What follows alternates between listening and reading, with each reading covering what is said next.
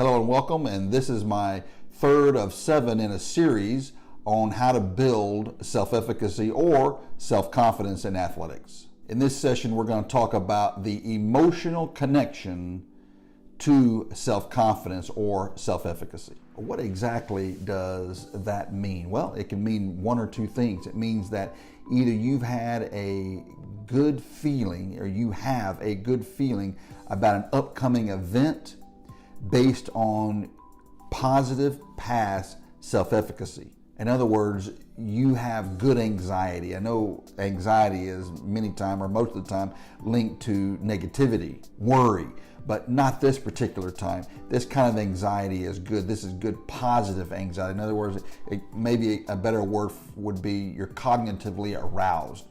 So anxiety, I know it has a bad rap, but sometimes anxiety can be positive. So in this case, in this one particular case, you have an excitement, a feeling of confidence, and many times it was based on something that happened in the past that was successful to give you that feeling. As opposed to normal anxiety, let's say you were at a ball game last year with this same opponent and you got a feeling now that based on the beating that you took last year, you're starting to get those bugs in your head again that, I mean, we don't have a chance in this game. And that can cause great physical anxiety that is directly connected to cognitive anxiety. And there is a connection, there can be a connection, in other words, between a cognitive sense of self-efficacy that is tied to a physiological reaction, either positively or negatively. The other variable in the emotional connection to self-efficacy is that you have history. You have a lot of positive history with a thing, let's say a putter or a ball or a pair of shoes or shorts or whatever. Every time you use this product or thing, or perhaps it's even, like I said prior, it could even be a particular place, the circumstance of the thing, of using the thing or being in the stadium, let's say, gives you a lot of confidence because you've had a lot of success with it in the past. In other words, you have a relationship. You have built a positive past relationship with this thing, let's say, or place, and that gives you a sense of confidence going into the future thing. Past success, as we have already discussed, is the most powerful form of self-efficacy, or gives you a feeling that you're going to have future success. These are the emotions here. We're talking about the emotional components of self-efficacy. These are the emotional feelings that you think, today's the day, I feel great today. These are the feelings that athletes have when they've had past success, and then the emotions that are tied to that. These are the things that are described in an emotional connection to self-efficacy, which many times, and I may even say most times, leads to a physiological element that I'll talk about in my next series, which is the physical feeling you get. The great feeling, maybe butterflies in the stomach, which is a good thing. That can be a very good thing. The tension in your muscles, man, you just feel you're ready to rock and roll. These are the positive physiological feelings that you can get from past self-efficacy stemming from an emotional connection to self-confidence. Of course, the physiological side of this also has a negative side. And let's say, for example, you're going into a place that you don't have great emotional self-efficacy.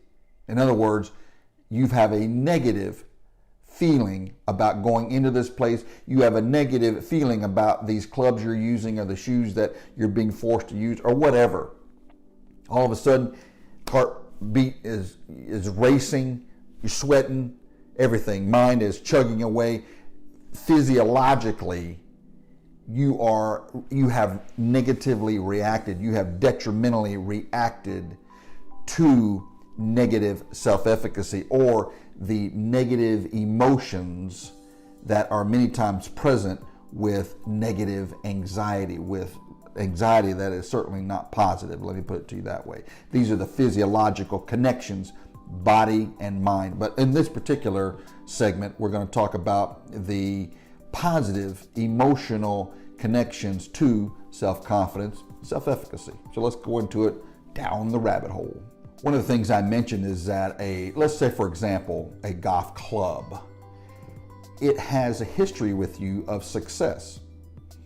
In other words, most of the time, certainly not all the time, but most of the time, 80% and above, you have positive success no matter what the circumstance with a particular club. In other words, when you put this club in your hand, you feel that you cannot miss, that wherever you're aiming, there's a more than great chance that the ball is going to go where you want. Now that is a great feeling. In fact, I don't know of a better feeling for an athlete than that. And you have confidence in the products that you're using because, quite frankly, you have history. You've built a relationship with this product that gives you a great feeling. You know that feeling of confidence that you have. Hard to describe it actually, isn't it? That you just know, it's just a feeling that this ball or this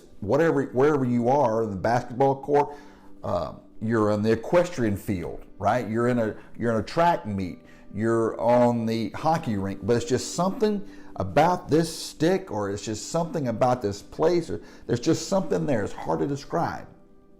These are the feelings that you want to build upon. There's the key, that you want to build upon. How do you do that? Well, even if you've had less than stellar success in the past at a certain place, you can't help. You're there today at this golf course, at this arena, at this rink. You can't help it. But what you can do is simply, you can analyze your thoughts, reframe them, put a stop thought. You can stop thinking, force yourself to stop thinking. Or for those that are going a little deeper down the rabbit hole, you can just exercise mindfulness. I'm going to do a whole series on mindfulness and athletic mind, because that's going to take more than just me saying that, just practice mindfulness, because it's a sort of a catchphrase nowadays in the field of psychology, and certainly in the field of sports psychology. But my thoughts are, if you can practice mindfulness in this case is that you just allow the thoughts to come over you and you don't judge it. You just let them take its place, let it run its course, and you just simply don't react to it. That's a part, or just a small element of mindfulness, is allowing the negative talk based on past unsuccessful attempts.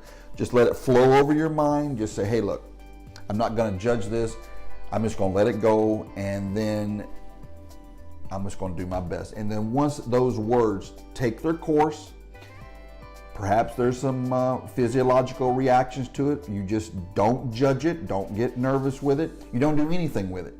You don't. But the main thing is you don't judge it. Oh my God. Oh no. No. There's no panic here at all. That's one of the small elements of mindfulness. You just let the words slip over your mind naturally. You don't try to do anything with it, right?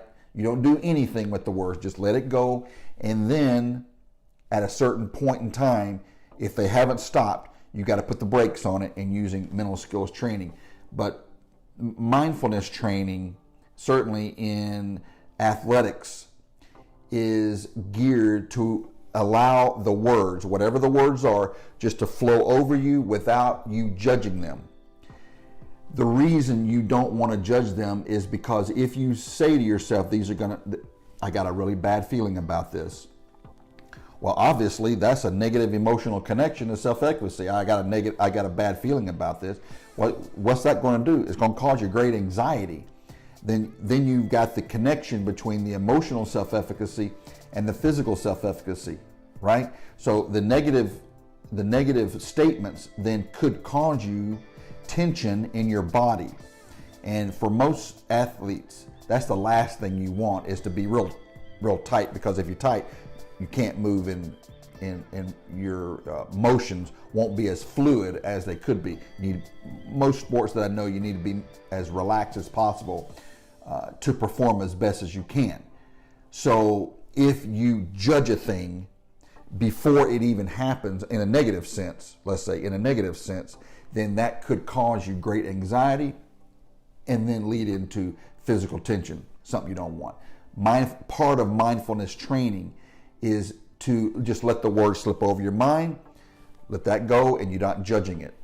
It's nothing. Another element, let's say, in positive self-efficacy and the feelings of positive emotions connected to self-efficacy sometimes can happen with a product that's new. It has no history with you. You ever heard the stories of some golf pro that go into a pro shop and they look in the barrel or something and pick out a club or an old putter and then go out and have immediate success with it? I know those are wives' tales and things, but I've experienced it myself. And the reason why a very good player, no matter what sport they're in, can take a new product and then go out and have great success with it is because there's no expectations attached to the product. When you have high expectations, then you have an emotional attachment to the outcome. Now let me repeat that. Let's say I say in this putter here, I expect this ball to go in every time I get this putter in my hand. That is unfair of me to say that to that putter, because the expectation of the putter is unrealistic. There's no way I can make every putt with a putter. So every time I get this putter in my hand and it misses, which it will inevitably miss, you cannot make 100% of the putts you make, then that throws a ding right into my confidence. So it's unrealistic to have that kind of expectancy. But if I'm using a product that has no history with me, then it's got no expectation. Then I can just freewheel this thing. And if it goes great, hey, even better. But because there's no expectation there, then I'm free to swing or, throw the ball or whatever I'm trying to do.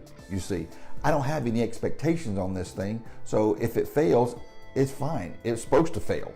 But if it hits, then this is the best thing since sliced bread. I done found my newest Billy Baru.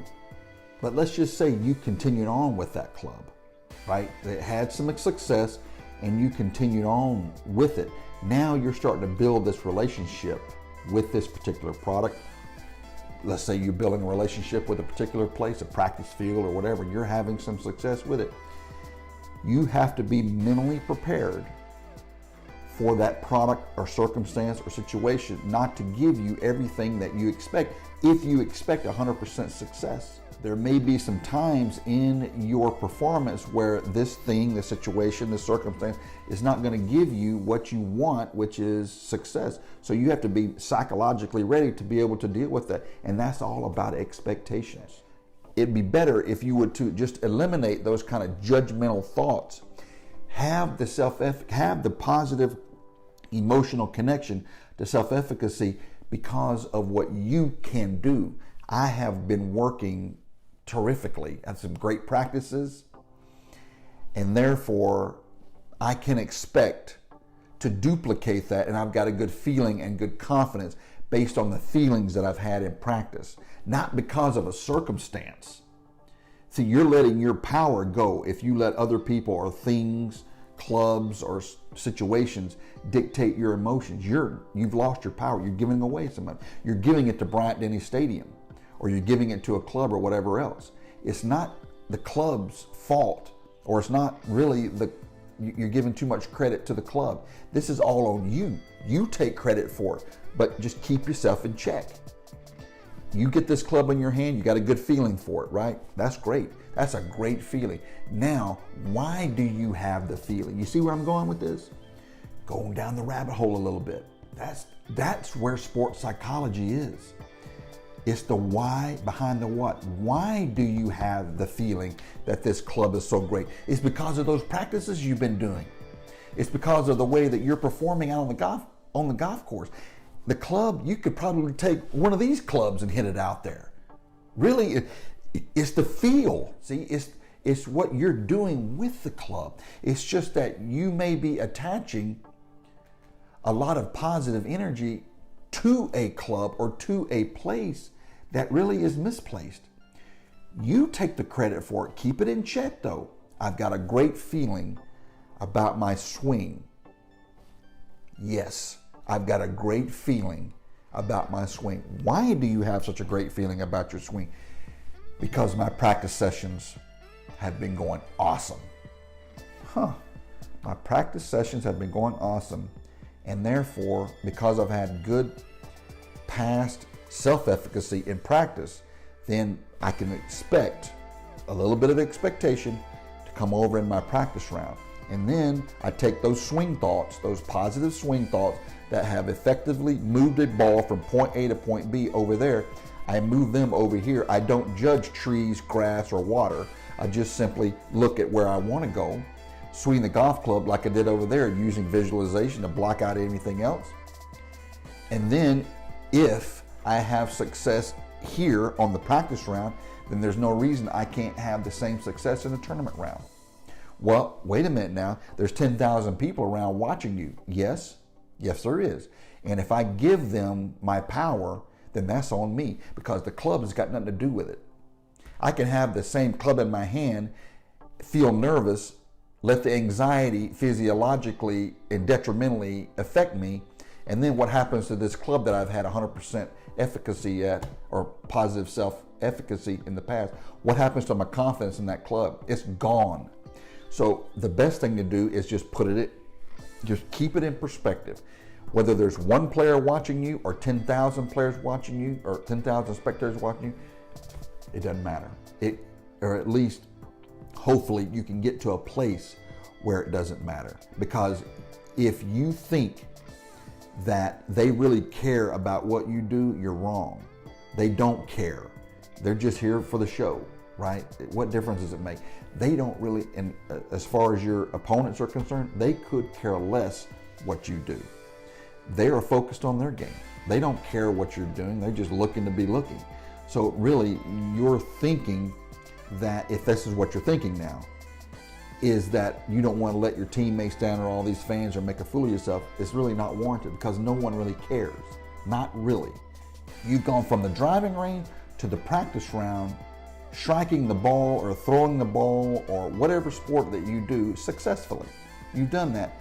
What are the chances that you're not going to be able to do that because of a faulty swing or a faulty motion? What are the chances? None. The only way that you go from expert to novice is because your body has totally tensed up and broken down because of negative thinking, negative emotional connections to self-efficacy. This is the emotional state of self-confidence that will destroy any kind of positive outcomes in the future. If you allow situational anxiety to turn the worm in your mind from a positive feeling of self-efficacy to a fearful outcome thought, then you have destroyed the confidence that you have built over a long period of time on the driving range. You've given away your power. But if you feel like that you are going to make a fool of yourself, you're going to let your teammates down, I'm going to let my dad down, I'm going to do this, and all these thoughts are going through your mind, this is attaching a negative emotional connection to self-efficacy, and that will destroy your confidence. I want you to stop it. If that's what you're doing, I want you to stop it right now. Now you know why. There is one thing that golfers do, since they are the most in their own head, that you might think are connected with an emotional component to self-efficacy. Right, Billy? You've never let me down before. Oh yes, you have, many times, and that's why you've been in the bag of death for 25 years.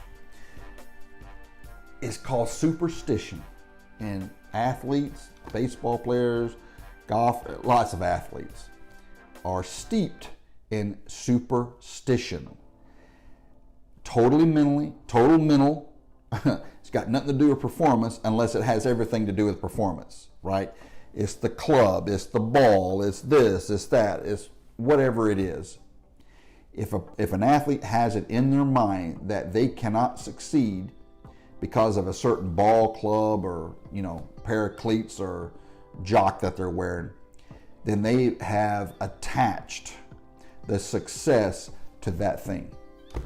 They've given that thing or that circumstance the power over their own motion. It's just called superstition, and that's what it is. But I got news for you. It's got nothing to do with the club. If this old boy here is not making any putts, then it's not this putter's fault. It's my fault. Something's happened in my swing. I got to work on my swing. It's got nothing to do with the club, unless you think it has something to do with the club. And if it is, you've given away your power. You're not in control. The club is in control. Or if that's what you think, the club is in control.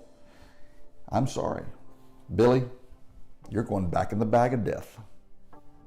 I'm not going to put a brand new club in my bag right before a tournament. I'm not going to test the limits of this club. We'd have no relationship. I've got to build a relationship with this club. Even if I found it in a barrel, right, and I started whacking it on the driving range, that's the driving range. We've got no history. We've got to build history before I can trust this club. I don't have any history with this club. How am I going to? How can I connect a positive, true feeling of self-efficacy with a club that hadn't been tested in battle? I mean, if my swing gets a little short, is this club going to hang in there for me? Well, I don't know. Well, it's going to have to be tested. So you test it on the driving range. You test it in a practice round. Maybe you test it in a pro-am, something like that. You keep turning the heat up on that thing. But know this, that if you're slamming it on the driving range and you start snap hooking it on the golf course, it's got nothing to do with the club. It's got everything to do with how you are reacting to the relationship between your mind on the driving range. You're in the mind one, and then the golf course, mind two. And then if you can't even control the club on the practice round, you've got no chance of controlling it in a tournament, the mind three. Can't do it on the level three, right? Simply because of the circumstance of situational anxiety. So it's not fair to equipment that you put all this expectation on and then expect it to do well just because it's new, right? Just because it's new. It's got to be tested in battle. Positive self-efficacy is a great feeling. That's confidence, man. There's nothing better than having athletic confidence. You just have that feeling that this thing is going to work out today. Man, oh man, what a great feeling that is. Well, you can generate those feelings by staying in control of your thoughts and minds. So anywhere you go, doesn't matter. It doesn't matter where I go. It doesn't matter where I am. I've kept my power. I didn't give my power away. Everybody around me in my circle of influence, my sphere of influence, they're all on the same page. Life's great. Here I am, and here we go. Now, wow, that's a great emotional feeling, and that's the emotional connection to self-efficacy. That's why the perfect segue into my next one is going to be the physiological reactions, the physiological connections to self-confidence or self-efficacy, which, like I said before, it starts in the mind, and then it can manifest itself into the body. So there you have it, the emotional connection to self-confidence and self-efficacy. I hope to see you again next time.